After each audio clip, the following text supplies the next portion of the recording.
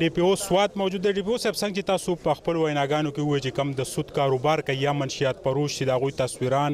د هغوی نومونه چې دی هغه به په میډیا راولو هغه به په فرنټ راولو آیا په دې کې به د کله نه کار سټارټ کیږي او دا به تر د کم وخته پورې جاري؟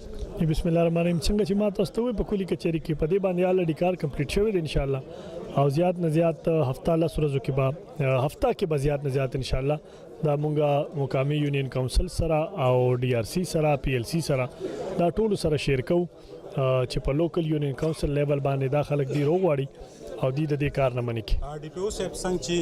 د ملک وزیر اعظم یا نوري ادارې هغه د خیبر پختونخوا پولیس اپریشیټ کوي نو په دغه رنګ تاسو په دې سپونو کې داسې پولیس هم شته چې هغه د جرایم پیشه خلکو سره میلاو دي چې په هغې باندې نن تنقید هم وشو دغې دپاره تاسو کورس دننه چې دی هغه ساتئ څه انفارمیشن تاسو ته راځي؟ جی بالکل د دې دپاره خپل د انټیلیجنس سیسټم دی کوم ځای کوم چې موږ ته انفارمیشن راځي په هغې باندې بالکل مکمل عمل کیږي او تاسو ته به دا پته چې په خیبر پختونخوا پولیس کې ایز ا هول او په سوات پولیس کې په 13-15 کالو کې چې په دې باندې په ان ډیسپلین باندې سونه سختی ده نو دون د دې مثال نه ملاويږي. نو زما تاسو ته دا ریکوست دی چې کله تاسو داسې وینئ چې په هغې کې داسې عمل وینئ غیر قانوني چې په هغې کې پولیس ملوث وي بالکل هغه موږ ته زما نمبر ټول سوات سره دی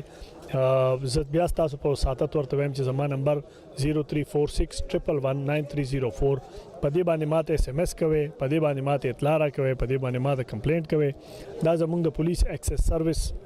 نمبر دی موږ به ان شاء الله په ودن 24 اور په هغې باندې عمل درآمد اډه چونکې بیسیکلی د ټي ام ای ریسپانسیبিলিټي وی د هغې فنکشنل کول زه به دا خبره ناظم صاحب سره او ټي ام او صاحب سره ان شاء الله اوچتوم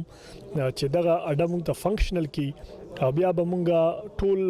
جوائنټلی په دې کار کوو چې دا چونکې زموږ یو جنرال ټینډنسي ده هر سړی وایي چې یاره زه اډې په ځای باندې د بازار نه مې ګاډې ډک کړې او زه لاړې نو موږ به کوشش کوو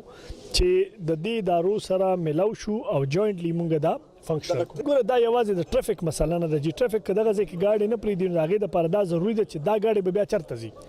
اول به نه جی دا اول به د تنظیم کوو چې دا ګاډي به چېرته ځي د هغې نه پس په بیا انفورسمنټ کوو چې دلته نه دی ایګزیکټلی ګوره جی څنګه چې د منشیاتو خبره وشوه د سکولونو مخامخ یا په سکولونو کې دننه دا وخت زموږ په سکرین یې پښتنو میندو ته به د خپلو بچو د بیګونو د چیک کولو او د هغوی ته به صافیل کوئ یوازې به پولیسو نه کېږي؟ جی بالکل دا خو صرف یوازې د پولیس ذمہ داری نه ده د والدینو ذمہ داری ده. زه نن سهار خپل کور سکول ته تللی وم اول ته ما ټیچرس ته په دې باندې یو غټ خبرې اترې مو کړې هغوی سره مې دا خبرې هغوی ته مې یادګیرنه مو کړه چې دا بچو د دې تربیت د دې اټیچیوډ ډیولپمنٹ زیات ټایم هغوی سره وي